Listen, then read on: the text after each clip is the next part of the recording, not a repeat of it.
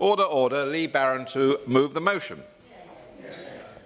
Thank you, Chair, and it's a pleasure to serve under your chairmanship, and I beg to move the motion. And just by way of outline, right from the very start, I mean, the fundamental ask of this campaign has been for some time the right of working people who have been diagnosed with a terminal illness not to face the sack. We've spoke a lot about terminal illness over the last few weeks in this place, and what I didn't want to do was lose momentum as far as that was concerned. And we now know what a terminal diagnosis is. It is life expectancy not foreseen beyond a 6-month period.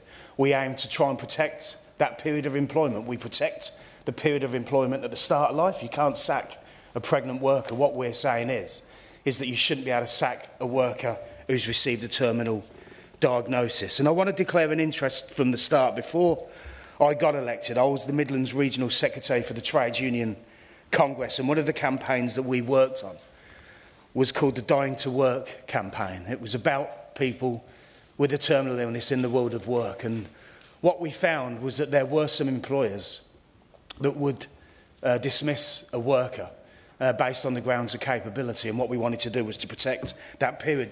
The bulk of employers, most employers, wouldn't dream of doing it.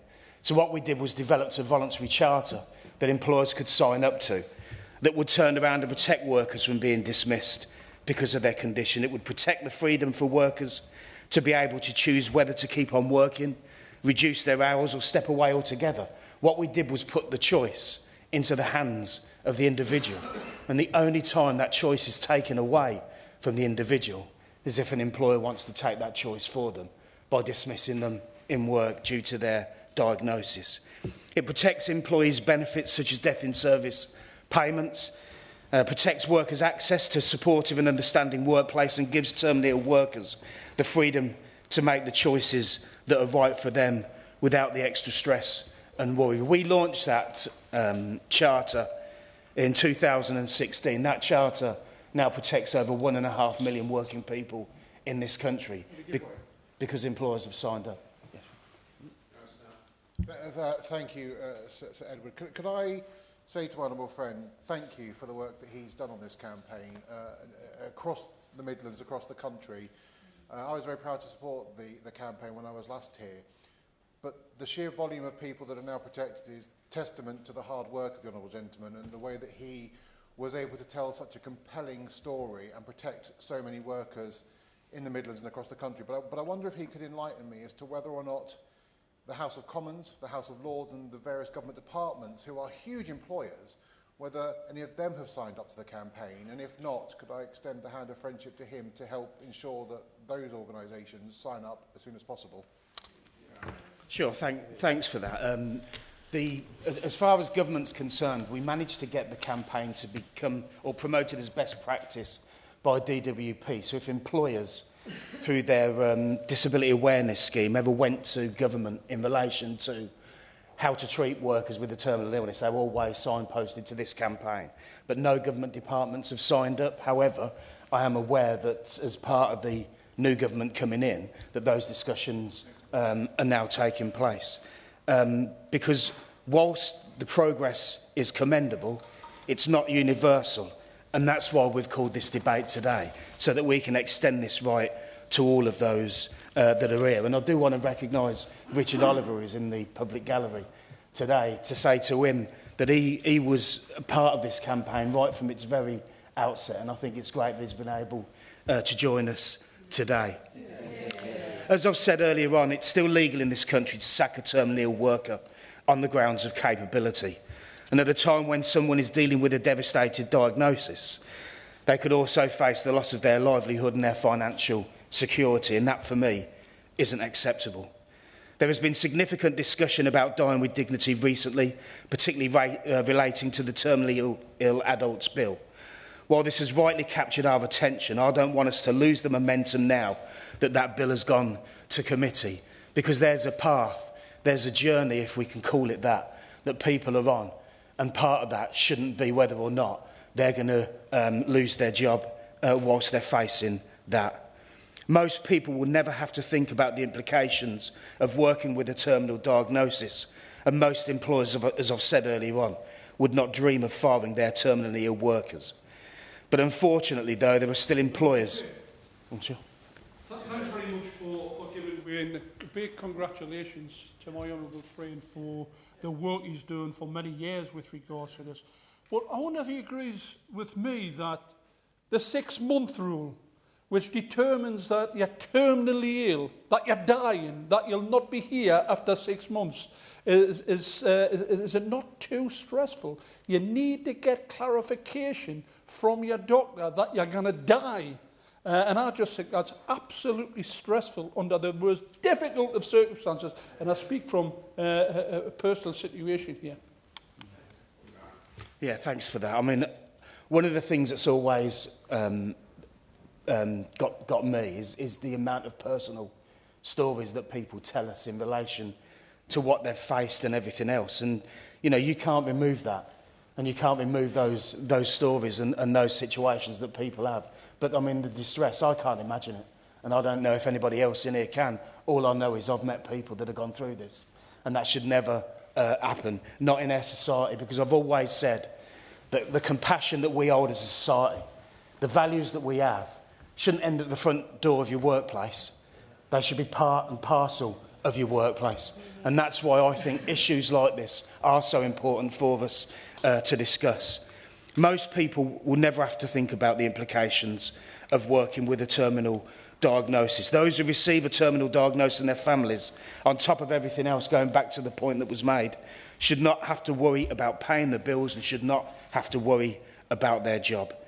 The reality today is that not all terminal illnesses are treated equally under the law, because the period prior is protected. When people fall under the Disability Discrimination Act, that part of the employment is protected. It's where you come down to the terminal diagnosis and then the capability, which isn't protected. That's the part that needs to. That's the loophole as far as we're concerned in the law. And for many people as well, I mean, I met a lady who worked for Nottinghamshire County Council.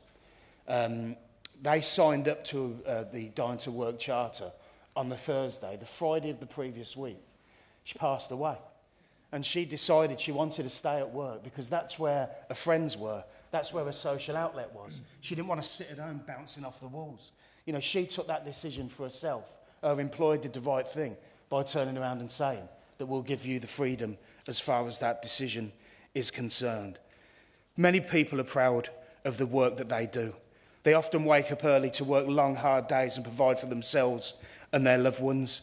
They greet and talk to their colleagues, who they see almost every day.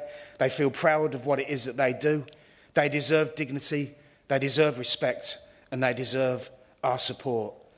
Some terminally ill people may want to continue working as long as they can, finding peace and distraction in their professional lives.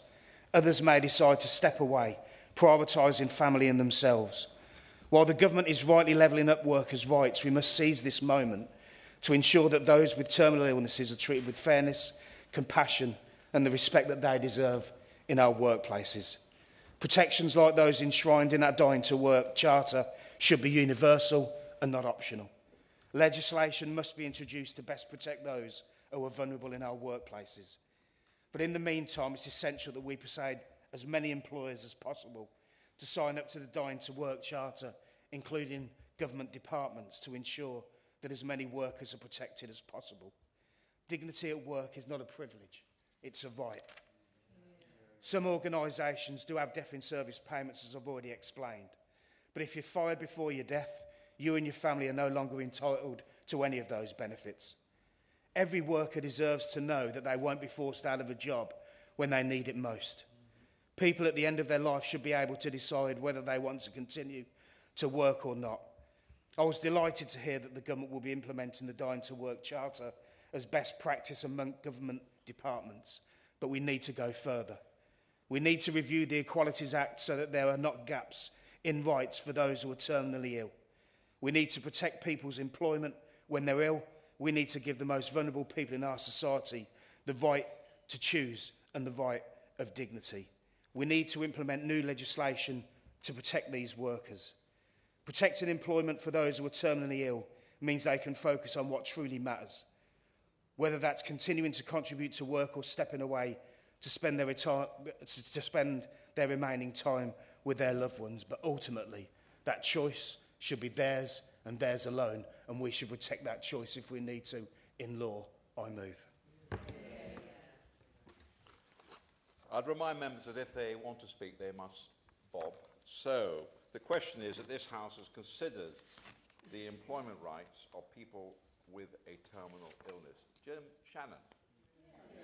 A real pleasure to speak in this debate, and can I first of all commend the honourable gentleman for Corby and East Northamptonshire for giving us the opportunity to participate in this debate, but also to congratulate the honourable gentleman for his introduction on the matter. Obviously, I can say this for everyone in this chamber, but for the honourable gentleman in particular, his introduction shows an understanding on behalf of his constituents what it means, and I hopefully will convey that as well. And this is an opportunity to highlight the much-needed help and to support the support that government must facilitate. I'm very pleased to see the Minister in this place and the Shadow Minister as well. I look forward to the contribution from the Minister. I believe the Minister is a person who understands the necessity for this debate, and also to say, put on record, I think that government are going to make some changes, and I know the Minister will respond to that at a later date. I have to say that these are the bread and butter issues, and I love bread and butter issues, always did, Sir Edward. These are the things that come here that make the difference to people's lives. You can have the very important constitutional issues and foreign policy issues and all, but these things are the ones you deal with every week in your office. So that's why they're important. And they're not just bread and butter issues. These are literally life and death issues. And the honourable gentleman has set that scene so well, so thank you for that. I want to first advocate for the tremendous work carried out by the Marie Curie. What a wonderful charity. We all deal with them every day. We deal with many charities. Others will speak of their charities and their concern. I have lots of ones, but the Marie Curie, I am a supporter in word and deed. I'm not better than anybody else, Sir Edward. Never claimed to be, never will be. But I do support them financially and other ways in the work that they do. Because I've been to the Marie Curie Centre in Knock in Belfast, where they give that help for the families and for the person in a real way. And it must be an incredibly hard job to do. So those Marie Curie nurses, every one of them, I think deserve credit. And I'm very thankful for the support that Marie Curie gives to patients and families in the throes of cancer journeys, because those are the journeys perhaps that I have dealt with over the years, along with constituents. I'm also very grateful for the information that they consolidate and provide to us to enable a fuller understanding and the situation that we are currently in. The information from those in the thick of funding and practical issues is invaluable, and we need to dig deep individually, collectively, within our constituencies. People, when their loved ones pass away, very often leave something in the will to Marie Curie or other charities. Again, it helps them to do more for other people in life's last journeys that they may be on. I'm going to focus, if I can, heavily on the recently published report, Dying in Poverty 2024. I'm not quite sure if members have had the opportunity to read that, but if they haven't, can I suggest that maybe it would be worth a look at, which looks at the financial insecurity faced by many people at the end of life. The research found that some 111,000 people each year are dying in poverty. Wow, I can hardly take those figures in, Sir Edward, when you think of that. In this society that we live in this modern society, this wealthy Britain that we live in, that there's 111,000 people every year die in poverty. That figure needs to settle into all of our minds. It's also found that working age people are at a much greater risk of dying in poverty. 28% of those people who died in 2023 died in poverty, compared to 16% of pension age people. If they don't shock you, those figures, Sir Edward, I believe we're unfeeling and don't understand. But I believe they do. Everyone in this room, I know it shocks them. It shocks me, it shocks others. It's for this reason that a lot of workers with a terminal diagnosis decide that they must continue working as long as they can. The honourable gentleman referred to one gentleman in particular, or one lady in particular, who wanted to keep working right up to the end because that's where her social grip was in the work that she was in, even though that she would have found it incredibly difficult to do that. Unfortunately, the experience of many workers is that their employer is either unsympathetic, I'm sure there are those who are sympathetic, or puts up barriers to them continuing in work. A 2022 survey of HR decision makers found that only 44% of organisations and workplaces have policies in place for staff with a terminal illness. If you don't have one as a business, you should have one, because you've got to prepare for that eventuality and be able to help that man or woman, that worker, through the process that they have. Very happy to give way. Thank the honourable member for giving way. Would agree with me on the issue of the number of employers who either might not have a policy or simply be unaware for some reason of the need to be more empathetic to people who find themselves in a horrendously difficult position. That the advantage of a debate like this, moved by the honourable member and supported by all honourable members, is that should raise awareness and hopefully bring action from government departments and from employers who need to take that action to show that support. Can I thank my honourable friend and colleague for East London Derry for bringing that in? I'm not going to give him a big head, but he often in his interventions brings the focus of this debate to one sentence, and that's what the companies need to do. If they've forgotten, if they're not aware, then it's time that they were, and how can you make that happen? A 2022 survey of HR decision found that only 40% of organisations and workplaces have policies in place for staff with a terminal illness. So if a worker with a terminal illness loses their job, they lose their income. The impact couldn't be any more real than what it is. They can also lose any death and service payments they have earned through a lifetime of work, but are only payable to those that died while still in employment. I often think that the honourable gentleman who in his introduction referred to that lady who stayed at work for our social circle of friends, but it helped her, perhaps, I'm sorry to say this, helped her to ensure that she had the payments that she should have had whenever she passed away. I do agree with Marie Curry that there is therefore the need for strengthened employment rights for people with a terminal illness, alongside an improved safety net to provide safety or support through our welfare system. I know when the Minister comes to the end, maybe the civil servants and staff members at the back will have some figures on Marie Curry. I think if there hasn't been engagement done with Marie Curry, could I suggest that there should be? Happy to give way. I thank my honourable friend for giving way, and can I commend the honourable member for Corby and East Northamptonshire for bringing forward and raising this really important issue. Would my honourable friend agree with me that there needs also to be protection for parents of children who have been given a terminal diagnosis in the workplace? Often when a child is diagnosed terminally in such tragic circumstances, parents are worried because they have to leave their work to care for their children. Would you agree with me that there needs to be better protection in that also? Yeah. Again, I thank my honourable friend and member for Upper Band. That's one that perhaps maybe others may not think of, because there's always been the two adults and family, mum and dads, that are in a relationship, and it's their child. But if their child has a terminal illness, as I believe referred to, then how does that impact upon them in work whenever they need to be there to take their child to the hospital, need to be there for their child in the last days of their life as well? Minister, these issues are issues that I know that the Honourable Minister understands, and maybe these are questions that perhaps he can give us an answer that will encourage us.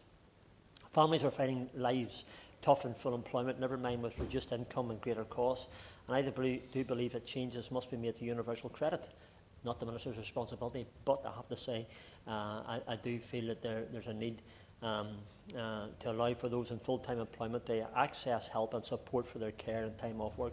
I'm very fortunate that Sir Edward, to have one staff member. All staff members understand the benefit system very well, but I have one staff member in particular that spends all of her 5.5 days a week that she does. That half day is probably voluntary because she's a lady who has compassion and understanding, and she spends that time every day of that week doing benefits. And in the process of being an elected representative and trying to offer all we can for our constituents, as everybody does here, in that way, that lady sometimes finds herself in a position where she's doing a universal credit application or a PIPS application or whatever it may be, or ESA application, or an attendance allowance application would probably be in most cases, although sometimes it's for families with small children as well. These are really difficult times. You know, I do the forms myself. I'm not better than anybody else, Sir Edward, but there's a box, I think it's on the second page or the third page. If there's a terminal illness, you've got to tick the box. When you tick that box, it moves into a different system. It moves into a system where I have to be fair to the department. The department, when that box is ticked, they move immediately. And I know in cases that we have done through our office, and others will confirm this when they get their chance to speak, will say that there's an urgency put into the process and it very, very quickly moves on. So those are some of the things. The member for Corby and East Northamptonshire had highlighted in communication to members that the purpose of his debate is clear, and I quote him and what he said. The last thing someone with a terminal diagnosis and their family should be worrying about at their end of life is how they will be able to pay the bills. Wow. We should remove that equation. Government should move that equation for people. Many people's key social networks exist at work, and I believe that those who are terminally ill should have the choice of when they finish work. So that's what the debate's all about. So I conclude with this, Sir Edward. I agree wholeheartedly with this view, and more than that, I will work with him and with government as well to try and achieve that, to simply do more than those with terminal cancer. Just because the charities do such an incredible job raising funds and caring does not absolve, with fairness, with respect, our government and our minister of their responsibility and our duty to ensure that we fulfil these obligations. And this is something that we should and must do better for them. Thanks so much. Izzy Collins. Thank you very much, Mr. Edwards, and it's a pleasure to serve today under your chairship. I'd also like to thank my honourable friend, the member for Corby and East Northamptonshire, for securing today's important debate on the employment rights of people with terminal illness. And I'd like to pay tribute to his tireless advocacy on behalf of workers facing unimaginable challenges. Sir Edward, receiving a terminal diagnosis is one of the most devastating things that can happen to a person. In that moment, the focus should be on spending precious time with loved ones, seeking medical care, and living the life you have left. As a humanist, I believe we only have one life, and so a good life and a good death is very, very important to me. Unfortunately, for too many, a terminal diagnosis is compounded by the fear of losing their livelihoods and the security that employment provides. As it stands, it's still legal in this country to dismiss someone with a terminal illness on the grounds of capability. That's not only deeply unjust, but it's fundamentally inhumane. The last thing anyone with a terminal illness should have to worry about is how they'll keep a roof over their head or provide for their family. People's lives don't end the moment they get a terminal diagnosis. They're still mums, dads, colleagues, breadwinners. And then many people with terminal illness do live longer than 6 months, so I would like to associate myself with the remarks from the Honourable Member for Blyth and Ashington. And I want to acknowledge the Dying to Work campaign, which has already secured protections for over 1.5 million workers through its voluntary charter.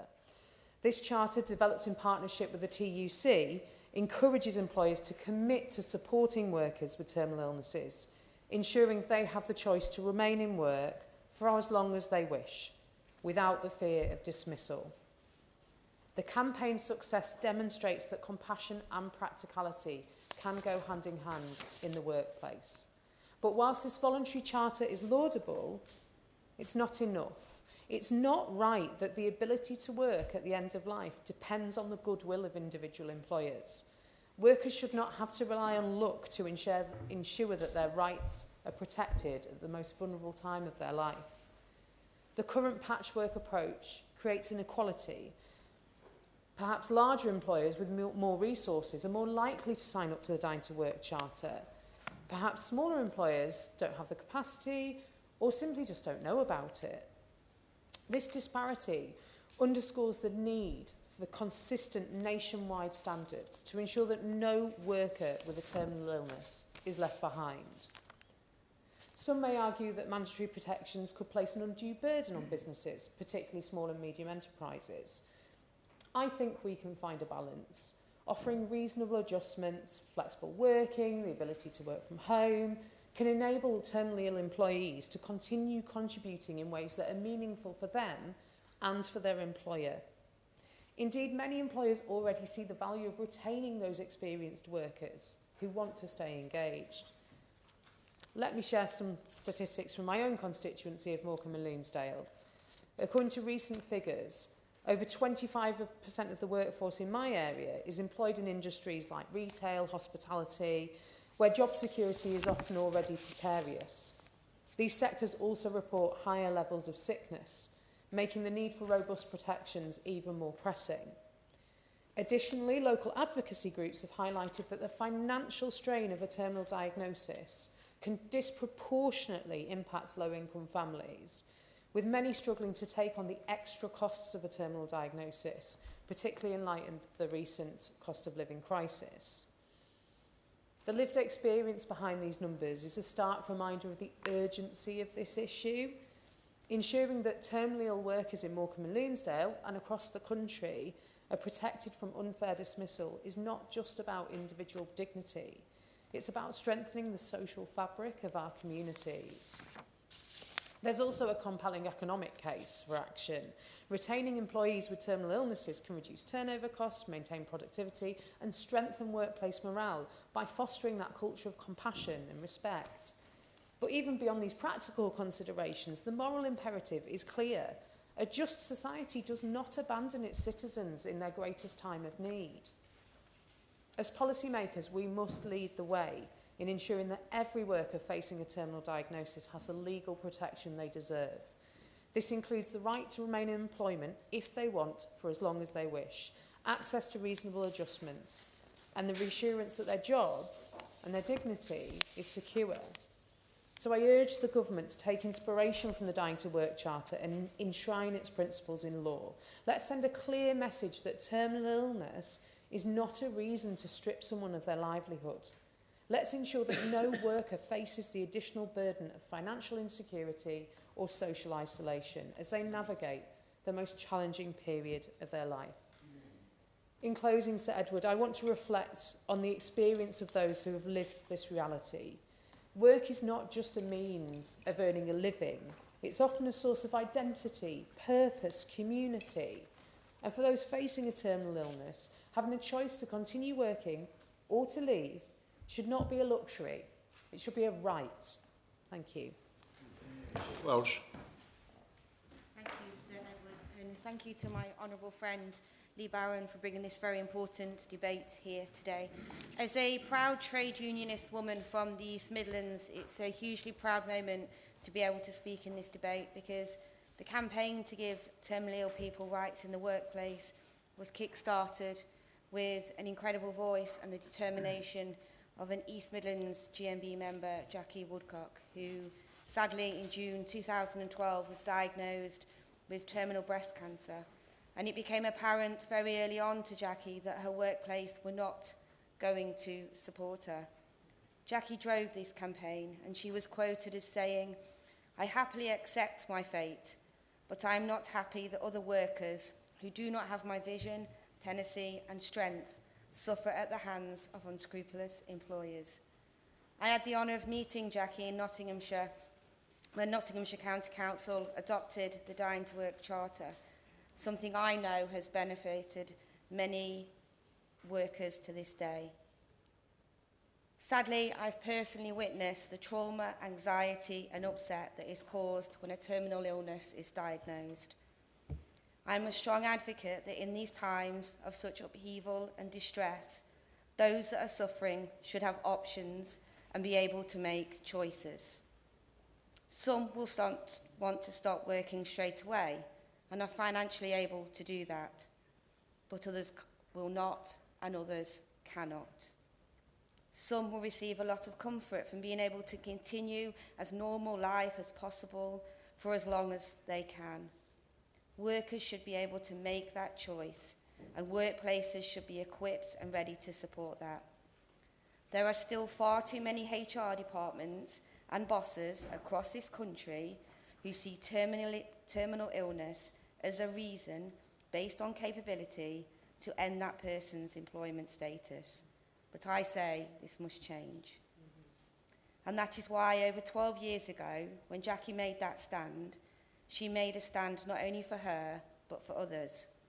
For those that have not even been diagnosed yet. For those whose only contact with the real world was through their workplace. For those that have dedicated their whole life to a particular business or trade. So I wish to thank Jackie and her family and place on record that I will continue to campaign for that choice for those diagnosed with a terminal illness.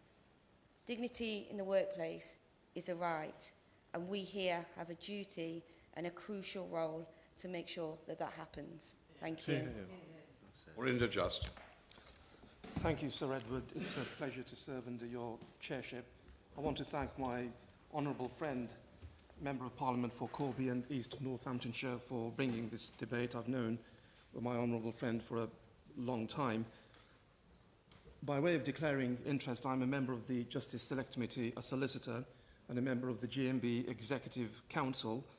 The GMB was instrumental in running the Dying to Work Charter, the Dying to Work campaign that the TUC subsequently adopted. And as of March 2024, Sir Edward, over 1.5 million workers in the UK have employers who have committed to this charter, which requires employers to review their sick pay and sickness absence procedures and include a specific statement that they will not dismiss any person with a terminal diagnosis because of their condition, as well as taking other steps to support the terminally ill employee at work. Sir Edward, there is very little employment law that deals with terminal illness, but we do have laws relating to disability discrimination and laws requiring an employer's duty to make reasonable adjustments at work, and those laws will apply to employees who are terminally ill. The NHS defines a terminal illness as a health condition from which you are most likely to die. Under the Equality Act, Sir Edward, people with disabilities are protected against discrimination at work, and disability is defined as any impairment that has a long-term and substantial adverse effect on the person's ability to carry out normal day-to-day activities. Terminal illness will be classed as a disability, at least from the point where the illness begins to have an impact on the person's ability to carry out day-to-day activities. Terminal diagnosis will become a disability, and the Equality Act will give the employee the right not to be treated less favourably at work and the right to reasonable adjustments to enable them to stay at work.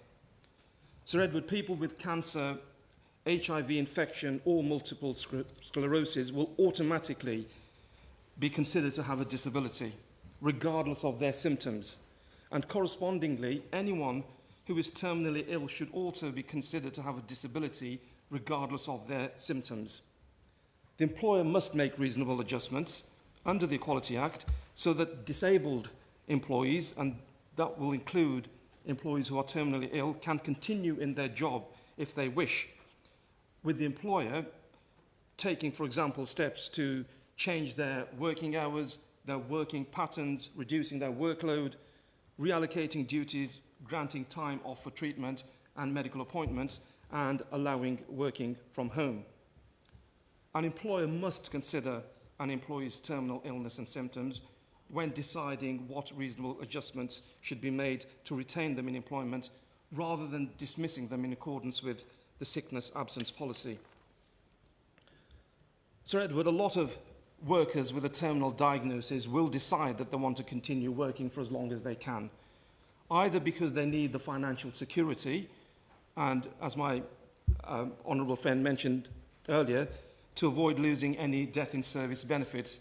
But moreover, many employers will want to continue working because they find work is a helpful distraction from their illness. Recently, Parliament passed a bill to give people a choice to die with dignity. Surely, Sir Edward, we can give those who are dying the dignity of work for as long as they need it. Thank you very much, Sir Edward. It's a pleasure to serve under your chairship, and I would like to congratulate and thank my honourable friend, the member for Corby and East Northamptonshire, for securing this very important debate, and I would like to draw attention to my declarations in the Register of Members' Financial Interests and my membership of the GMB.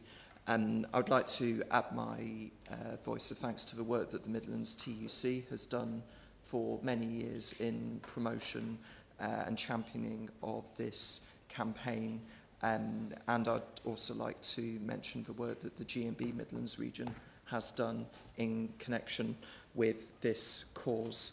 Two names have been mentioned on the record, and I would like to echo the comments that have been previously made by the member for Corby and the member for Sherwood Forest, and pay tribute to Jackie Woodcock, who was the spark that lit the flame, and also my friend of many years, Richard Oliver.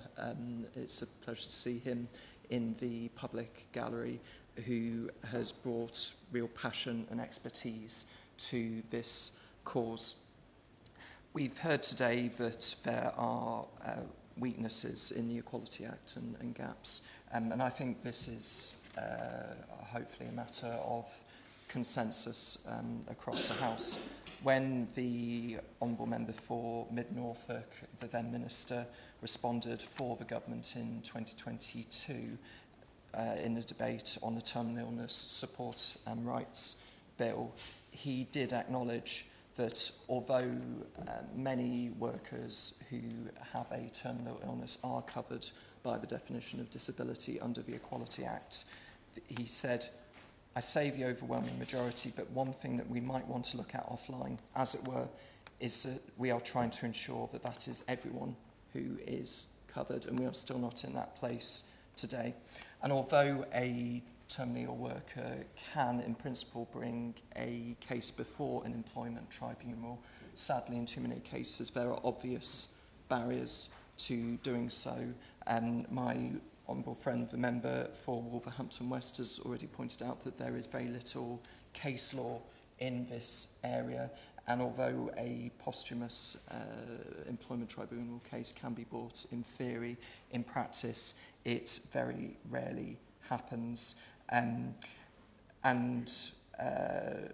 While the definition of the disability, I think, which has been inherited from the Disability Discrimination Act, was probably not written with terminal illness in mind, there are circumstances where a worker may be terminally ill and then discriminated against at work who would not fall under the protections of the Act, and someone who is in the early and possibly asymptomatic stages of a terminal illness would fall into that category. So there is a very strong and compelling case for revisiting the Equality Act, but there are also steps perhaps that can be taken in the intervening period. Section 22 of the Equality Act did establish powers for the bringing in of regulations on matters to be taken into account when employers and other bodies make reasonable adjustments. And if regulations were brought in for the purpose of establishing that it is reasonable to take certain steps to accommodate the needs of workers who face a terminal illness, then I think that would be a very helpful and clarifying step, which would be welcomed by employers as well as workers who sadly develop a terminal illness, because I think employers as well are looking for clear guidance in this important area. Similarly, the Equality and Human Rights Commission's statutory code of practice on employment is the consolidated set of statutory guidance on the application of the Equality Act in the workplace. And that code of practice has not been updated since 2011. It does not clearly or explicitly cover or reference terminal illness at any point in that code. And were that code to be updated to take account of the particular problems that face workers who have a terminal illness, then I think that that would also play a positive and constructive role.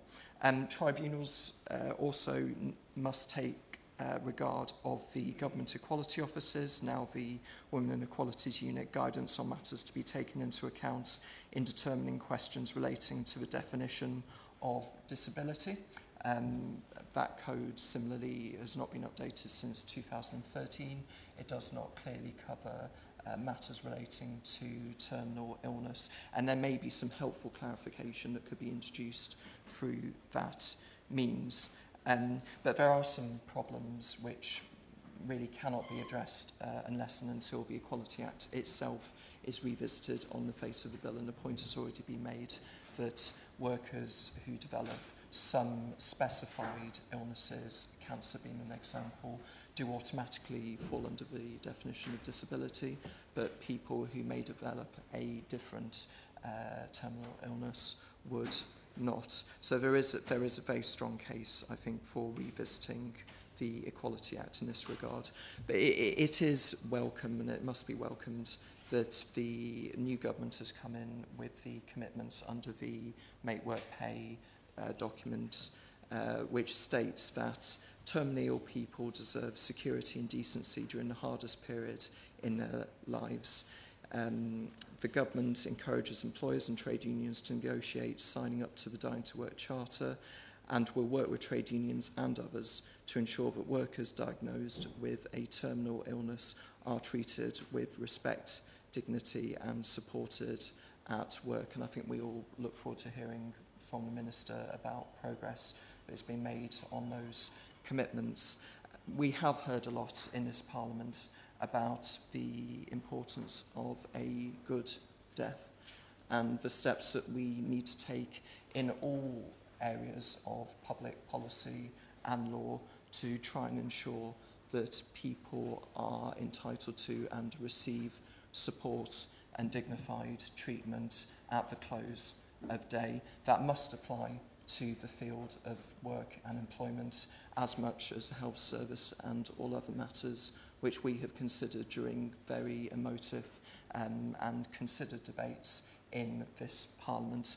And it must be hoped that in the course of the 4 or 5 years of this Parliament, that real and meaningful progress will be made to extend the Charter and other protections to the hundreds of thousands of people who sadly will fall ill with a terminal illness and who will need that support at work. Melanie. Thank you very much, Sir Edward. It's a pleasure to serve under your chairmanship this morning, and I would like to extend my congratulations to my honourable friend, the member for Corby and East Northamptonshire, for securing this really important and timely debate on the Dying to Work campaign and all that it entails. I wanted to also just recognise the work of the TUC, particularly in the East Midlands, spearheaded by Richard Oliver of the GMB Trade Union. He was the first person to introduce me to this campaign and to introduce me to Jackie Woodcock, who has been a long-term champion of the Dying to Work campaign. I've met her in this place at Labour Party conference and at, I think, the East Midlands regional conference of the Labour Party as well on a number of occasions, and she has been absolutely tireless, and she should be so proud that the issue that she brought to the attention of her trade union has made such a significant difference to so many people in this country, you know, from one person's personal issue to creating over 1.5 million people's working lives, making that easier for them in very, very difficult circumstances. And it continues to make a difference, Sir Edward, because in my constituency, just on Thursday last week, I was delighted to join Rachel Harvey and Leslie Charlesworth-Brown, the chair and deputy CEO, respectively, of St Andrew's Hospice, who was signing the Dying to Work Charter, having been made aware of it in my previous time as a Member of Parliament. They had reached a point where they had considered it and they'd been talking about it. They'd been doing it in practice anyway, but decided to formalise their commitment to their staff, reflecting the area of work that they are all involved in, and wanted to demonstrate their support for that charter. And in terms of the practical impact that that has had for their staff, they were saying that the additional level of reassurance, the flexibility that that has put in place, but also the impact on their patients. Their patients obviously are in hospice care, also facing end-of-life circumstances. So for their patients to know that those who are caring for them do not have to deal with any kind of precariousness within their working relationship, that they are able to focus their time and their energy in the way that they want to, caring for their patients, is incredibly reassuring. And in terms of the reputation of St Andrew's Hospice, not only as a caregiver, but as a caring employer, says a huge amount about those who are leading the organisation. I think that this also helps to spread the word that increasingly employers are still continuing, that the momentum is still there. And I sincerely hope that St Andrews taking this step will help to lead the way and encourage more employers in my constituency, but also across the country, to sign up to the Charter and continue to give that support and that reassurance to people in their final months. Thank you. Yeah. In Lavery. Thank you, Sir Edward. It's a pleasure, as ever, to serve under your chairmanship. And again, I'd like to congratulate my honourable friend, the member for Corby and East Northamptonshire, for bringing this extremely important debate to the House. And for the work that he's done over the years before becoming an MP, particularly in the Midlands area, which is exemplary, to say the least. So, Edward, you know when people get diagnosed as having terminal cancer, people in the workplace, can you imagine when you get the phone call or the consultant tells you you've got terminal cancer? Your life flashes before you. It's horrendous. Not only yourself, but your family, your workmates, everyone else is completely devastated. And yet we still have here in the UK employers who have got the ability to dismiss somebody under those circumstances, capability, or allow them to remain in employment. Quite frankly, it's appalling. It doesn't befit this wonderful country that we live in. When you get told you've got terminal cancer or you've got a terminal illness and you're in work, different people have got different views, but many haven't got different options, because it's down to employers. There's good employers and there's bad employers. And that's always been the case and always will be the case. That's why I think it should be enshrined in law that people with terminal cancer cannot be in any way, shape or form dismissed on the grounds of capability if they've got terminal, the terminal disease. But different people are different. Some people want to work. They see it as a distraction from the condition they have. Some have got a condition where it means it's impossible for them to work. Some people want to fight this grave illness. Others want to lie under the duvet and sadly spend the rest of their days in the house, not in work. But people need to have the options, you know. And people need to be supported by the government with regards to this. I've got I've testimony personally of experiencing this only this year, where a very close relative, it was my brother actually, who was in this position, was terrible. And he had to really prove to his employer, he had to prove for pension reasons, he had to prove for support and continued employment reasons. He had to prove that he was terminally ill. And to prove that you're terminally ill, you've actually got to get a letter from your GP to prove that you're going to die. And that definition of terminally ill is 6 months. So he's got to seek a letter. And his family's got to seek a letter saying that you're not going to be around in 6 months. I mean, that's absolute stress of the highest. It's a pre-death certificate. Can it be right, man, that working people are treated in this way? You've got enough stress, mind, when you've been told by your consultant, by your doctor, by the hospital, by the GP, that you haven't really got that much time left. Some people want to get on and get their affairs put into order. Others want to spend time with their family. But people have got the right. People should have the right to work if they can. And the right to continue in employment. Other speakers have mentioned the fact with regards to financial issues.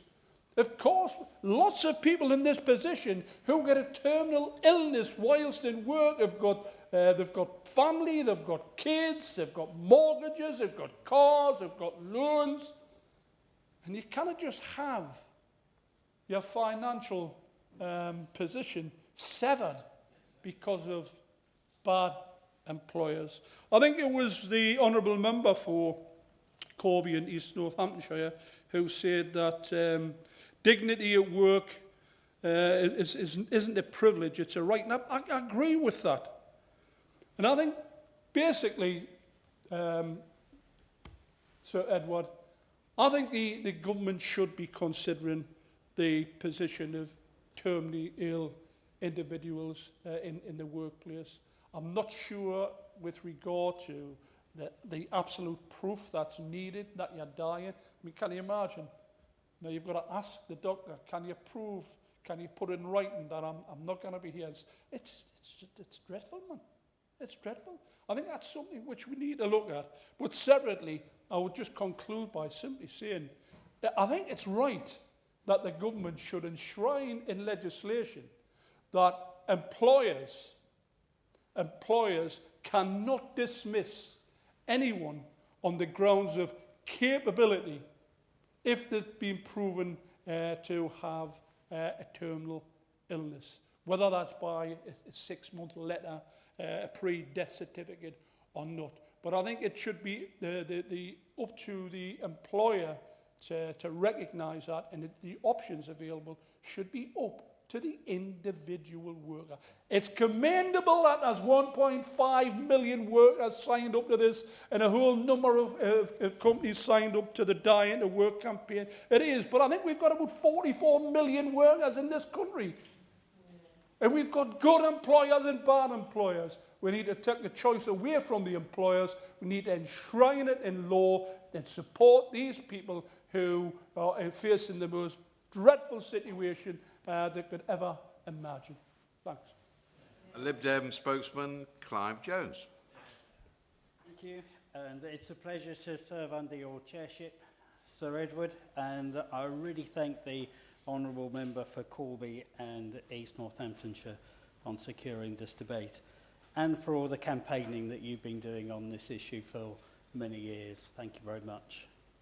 Around 900,000 people of working age will live with cancer, and each year 127,000 people of working age are diagnosed with cancer. Estimates by cancer charities with the University of Loughborough and Centre for Progressive Change, who have been particularly helpful to me. So I send them my deepest thanks for their work in preparation for this debate. They found earlier this year that upwards of 30,000 people are going through their cancer treatment on statutory sick pay, which offers them an income of just £23 a day. We are currently in a situation in which people are without adequate sick pay. And while this impacts millions of people with all types of illness, it is especially pronounced for those with a more advanced or terminal diagnosis. It is something that Macmillan Cancer Support have raised with me too. People are left with very serious concerns. These types of cancers involve prolonged treatment, often leaving substantial additional costs. In 2023, Young Lives versus Cancer, who I met with last week, found that almost £700 extra a month were spent by a young cancer patient and their families following a cancer diagnosis. This is a reported increase of 15% since 2017. And quite simply, there is financial costs that follows having a cancer diagnosis. Their research found that 96% of young cancer patients and their families reported having to pay extra for their travel, with an average coming to more than £250 a month, with £30 extra on childcare, £144 extra on food, £68 extra on energy every month, along with other costs. Higher costs coupled with an inadequate income can really put people's recovery at risk. Or in the case of a terminal diagnosis, can cause financial hardship at a point when they are receiving end-of-life care.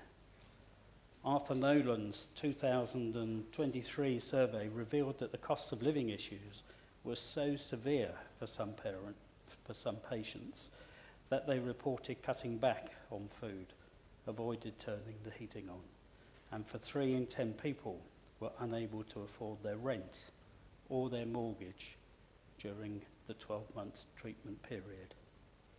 Does the Minister agree with the Liberal Democrats that the current broken rate of sick pay should be fixed and reform to be on the table as soon as the financial situation allows?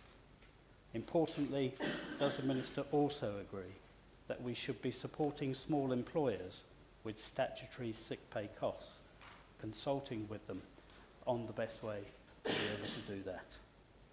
Before I conclude, I think there is a key point regarding children and young people's cancer that I'd like to address. Because while some may not know that they are terminal, the aggressive nature of cancers like blood cancer, skin cancer, brain tumours, means that the situation can change very, very quickly. Therefore, they may not have immediate access to things like the terminal illness special rules route for benefits by not fitting the criteria perfectly, which includes things like being on potential curative treatment or the strict 6-month definition of terminal. This is leaving young patients liable to 3 months qualifying period for access for disability, living allowance and PIP, despite having a confirmed diagnosis.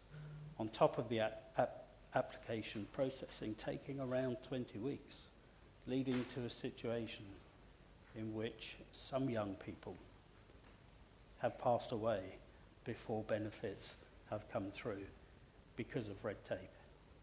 Maybe the Minister isn't aware of that situation. But how can ministers in this government allow that state of affairs to continue? It really is time to see a change. Why does having cancer for 3 months suddenly make it more real to the Department of Work and Pensions than from the moment of the actual diagnosis? I'd be grateful if the Minister could meet with me and other cancer charities to discuss this, because it seems deeply cruel to allow this state of affairs, which prevailed under the Conservatives, to continue under this new government. Thank you. Spokesman Greg Smith. Thank you, Sir Edward. It's a pleasure to serve under your chairmanship. I think we've had a good and powerful debate this morning, and I'd like to begin by thanking the Honourable Gentleman for Corby and East Northamptonshire for leading and securing this debate. I know he has championed, as he said, the Dying to Work campaign for many years, particularly before his election to this place in his role with the TUC in the Midlands. As we've heard from many honourable members, the campaign was founded by Jackie Woodcock, sales manager from Derbyshire, who was forced out of her job after being diagnosed with breast cancer in 2012, being given 12 months to live. Jackie was appointed MBE in the Queen's Birthday Honours List in 2019, and I commend her hard work over the years. As a result of her work, many people have been protected from unfair dismissal and have been provided with invaluable support following the tragedy of a terminal diagnosis. But it is, of course, clear from this debate and wider that there is more to be done on the issue of support for people with a terminal diagnosis. Being diagnosed with terminal illness is all too often very sudden, of course unexpected, meaning those with the diagnosis and their families are forced to adapt to the new reality with little or no notice. Often people decline very quickly, and by the time the family work out what support is available, their loved one is in desperate need of help, or in some cases, tragically, has already passed away. In other cases, despite the diagnosis, the person may have many months or even years left and is willing and able to keep working with some minor adaptations to their workplace arrangements. In my research for this debate, I found some startling statistics. For instance, according to the Chartered Institute of Personnel and Development, just a third of UK organisations have specific provision for those with a terminal illness, meaning they have no policy, guidance, line manager training or awareness training. It appears that the hesitancy of so many Brits to discuss health and serious illness has created something of a stigma about raising this issue in the workplace, meaning employers and employees are often having to make it up as they go along, rather than following standardised guidance developed by experts in the field. As the Dying to Work campaign highlights, terminally ill people often don't have time to adapt to, inverted commas, reasonable adjustments put in place by employers, are often forced to undergo stressful HR procedures, and there is a lot of financial worries left behind for families, as members have said during the course of this debate. Cancer Research UK projects that 1/3 of Brits will be diagnosed with cancer in their working life, and according to a Macmillan survey, 37% of cancer patients have experienced discrimination upon their return to work. It is vital that we end the employer lottery. That is to say that individuals are currently far at the mercy of their employer, and individuals often don't know their rights or what support is available. As the population ages and treatment options improve, more and more Brits are going to be living and working with a terminal illness. And at present, the legal position of terminally ill employees mainly depends on the written and verbal agreement between employee and employer. There is little specific terminal illness law, and it is clearly going to become an ever more present issue in our society. I would suggest that one of the best ways we can help people with a terminal illness is through improving the information available to them upon their diagnosis, and to encourage employers to develop best practice guidance and training so that any employee diagnosed with a terminal illness can receive support as quickly as possible, and we avoid a situation where even compassionate employers are playing a game of catch-up, or, as I mentioned a few moments ago, literally making it up as they go along. It is vitally important that people understand their rights under the Equality Act, which makes it illegal to discriminate against people with a disability, and legislates that employers must make reasonable adjustments so that employees can do their work, including flexible working hours, reduced workload, reallocating duties, time off for treatment, and where appropriate working from home. Employees must be made aware that they can and should make the most of sick leave, extended, special and compassionate leave, annual leave and flexible working. Despite there being no benefits specifically designed to help people with terminal illnesses, there are special rules in place to expedite access to benefits for those with less than 12 months to live. Previously, this was limited to those with 6 months to live, and I'm proud that the last government extended that period to 12 months, which in turn provides access to benefits more quickly, higher payments for certain benefits, and avoiding the need for medical assessment. Those with a terminal illness can access benefits designed to help with the additional costs of disability and ill health, such as disability living allowance, personal independence payments, and attendance allowance. There are also benefits designed to act as income replacements for those with a disability or in ill health, such as employment and support allowance and universal credit. Finally, Sir Edward, I would like to end by mentioning the employment rights not just of those with a terminal illness, but also of those that care for them, the spouses, children, brothers and sisters who are forced to take time off work themselves to care for a terminally ill loved one.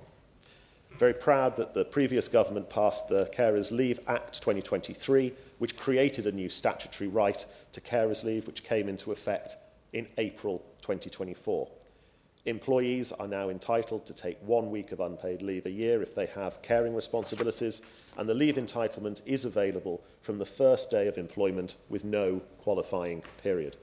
On top of this, employees also have the right to reasonable time off if a dependent is ill, injured, or their care arrangements are disrupted. Carers are protected at work from discrimination by association, and the Equality Act 2010 protects those caring for disabled or elderly people from discrimination or harassment. I'm aware of previous attempts to introduce legislation to address the injustices that come with a terminal illness. Most recently, a private member's bill proposed in 2022 by the former member for Stockton North. For a range of reasons, these past attempts have not passed. But I am committed to working with honourable and right honourable members right across the House to get these issues back on the agenda and to work on that cross-party basis to improve the lives of those who tragically have a terminally ill diagnosis and make sure that in their final months they are supported and they are cared for with the compassion that they deserve. Minister.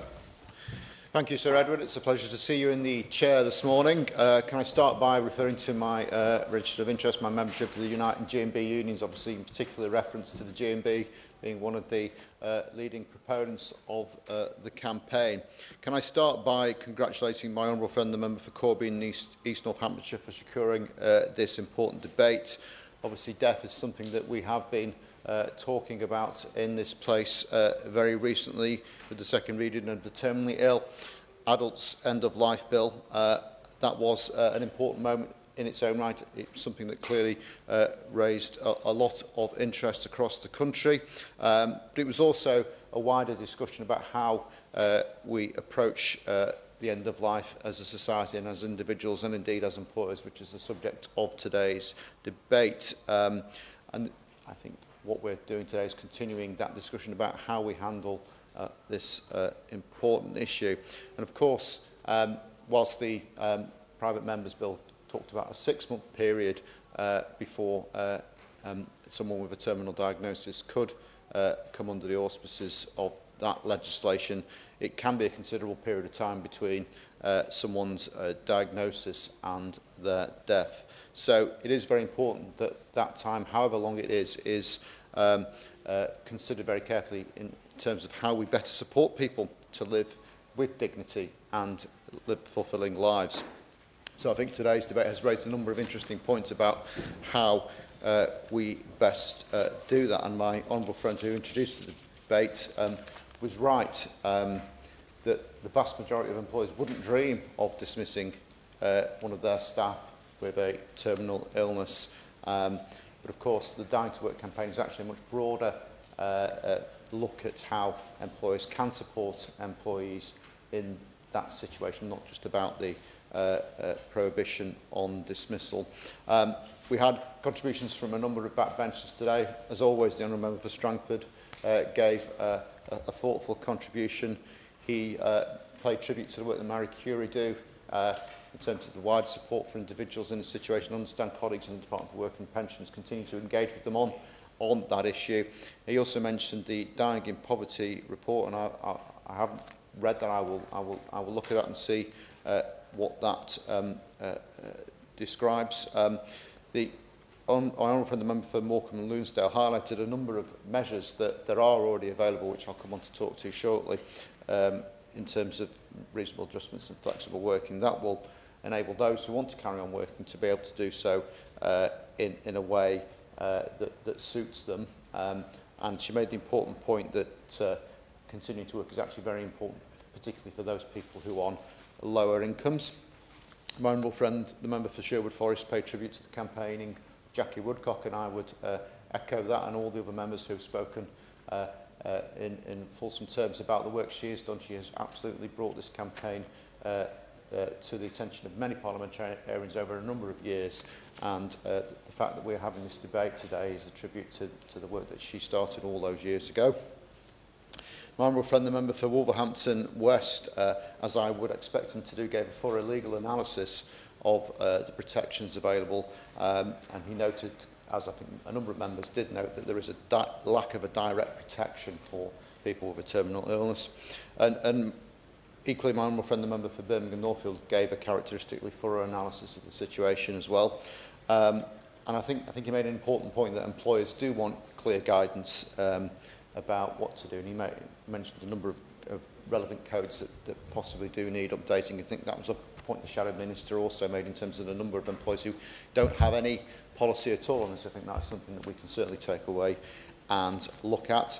My honourable friend, the member for Great Grimsby and Cleethorpes, made the important point that actually with St Andrew's Hospice in particular, that people who work in that place have got the protections that those that they are helping in their last days of life also have that protection should that ever be needed. And I think the fact that that's there, that is a reassurance to those who are in the hospice. My honourable friend, the member for Blythe and Ashington, I think spoke very movingly about, of course, the awful moment when you get that diagnosis, and I think he made the point, I think a number of members made this point too, that people, of course, react differently to that. Some people want to be able to continue to work, people want to be able to carry on as best as they can, and I think he made an important point about the traumatic experience potentially of having to notify your employer and seeing that in black and white that there is a terminal illness, and that's obviously one of the challenges that we would face if we were to legislate in this area. The Liberal Democrat spokesperson raised issues in relation to statutory sick pay. He will be aware that the Employment Rights Bill will be significantly increasing the scope of those who are eligible for statutory sick pay from the removal of the lower earnings limit and the removal of the waiting days. I hope his party will be able to support the bill when it comes back for third reading. He also raised issues in relation to delays in benefits. I will pass on his request in respect of that to colleagues in the Department for Work and Pensions who are responsible for that matter. But I think one of the points that was made, and I think this was something that the Honourable Member for Strangford raised, along with a number of other members, was that people do want the choice of being able to go into work if they can, if they've got a terminal illness. For some people, it's a big part of their social group. It's about dignity. It's about actually finding something that sort of occupies their mind away from thinking about the terrible situation they're in. So people should be able to continue to work if they want to. And of course, not everyone wants to. Not everyone can. It's not a simple thing to be able to characterise. Everyone reacts differently. Everyone's in a different situation, and of course, medical conditions and prognoses are all very different as well.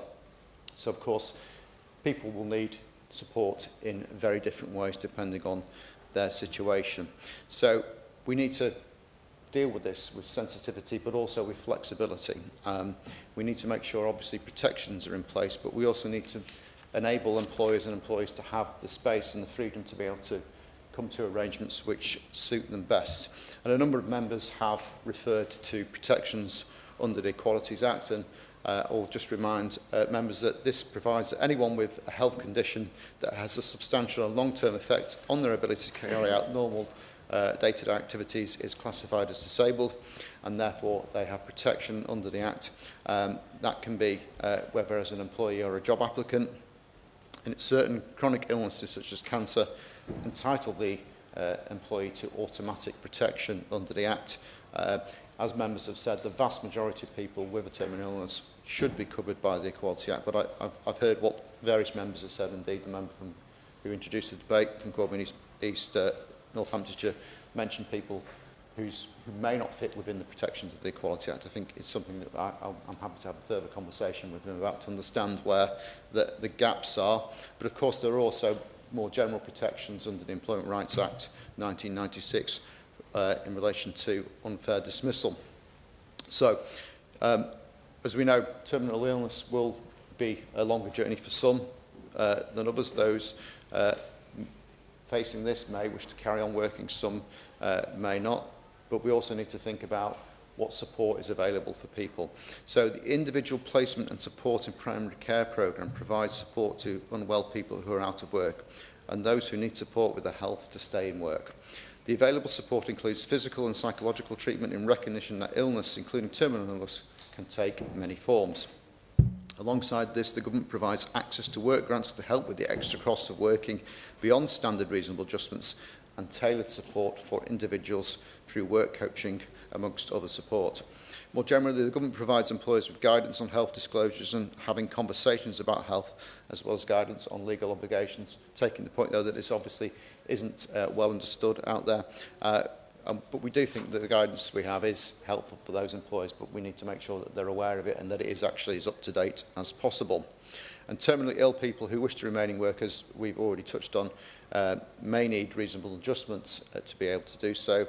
Of course, one of those other options for people is to look at flexible working. Quite often, terminal illnesses can have a debilitating effect on people's energy levels, so being able to take time off flexibly is important. And of course, all employees have a statutory entitlement at the moment to request flexible working from day one of their employment, and the new bill will update that entitlement to introduce, amongst other changes, a requirement that any rejection of a flexible working request must be a reasonable one. This, we hope, will make it more likely that any individual with a terminal illness who makes such a request will be able to have their request accepted. And if terminally ill people do fall out of work, they're eligible for enhanced access to a range of benefits under the special rules for end of life. These rules allow for faster, easier access to certain benefits without needing to attend a medical assessment, and in most cases entitle the recipient to the highest rate of benefit. It is important to note that these rules apply to those who are unable to work, as well as to those who wish to continue working but who require support to do so. The special rules for end of life aim to positively impact the quality of life of those with limited time left by ensuring that they can receive the financial support they're entitled to quickly and easily. But as members have already referred to, we are determined to go further. As we've heard, many employers have signed up to the Dignity at Work Charter, which is a TUC initiative which aims to unite employees under a standardised action plan to support employees as and when they're concerned. The Charter represents a commitment from employers to ensure that all employees experiencing terminal illness have, and I quote, security of work, peace of mind, and the right to choose the best course of action for themselves and their families, which helps them through this challenging period with dignity and without undue financial loss. The government has worked with ACAS to promote the Charter. The TUC encourages union negotiators to seek clear agreement that their employer will abide by the Charter's principles. And I am amongst 130 members of this place who have already signed the Charter as a commitment to my own staff, because I believe that we should be setting an example as an employer, And I understand, as has been referred to already, we are looking very closely at being able to implement the Charter in full across governments. The Government People Group, which is in the Cabinet Office and is responsible for Civil Service Human Resources, is currently working to develop a package of measures for all departments to introduce as employers, including this department, the Dying at Work Charter. The Government People Group are due to meet with the TUC in January to discuss this, and after that there will be a minister appointed to lead this work across government. And once, obviously, we are in a position to say that we've adopted it, we'll hopefully be able to be much more forward in encouraging others to sign up as well. So I'd just like to conclude by thanking everyone for their contributions in the debate today. I think it's been a very thoughtful and considered debate. I think we understand there are concerns about how the law currently operates, but the employer, I think, needs space with the employee to agree appropriate arrangements to their own situations. And we therefore believe that the flexible approach that we currently have is probably the right one. It will deliver the best practical working arrangements, hopefully giving people the protection that they need, but also giving them the flexibility and space to deal with this very awful situation in the way that best suits them. Lee Barron, to sum up. Thank you, Sir Edward, and thanks everybody for the comments that they made. I mean, I don't see this as the end of something. I don't see this as a 90-minute debate where we just turn around and say, that's good enough. I see this as the start of a conversation that I think we need to have. And I welcome the fact that the government are saying that the people group are looking into it. I know that they've had those discussions. So that's a step forward, a step in the right direction.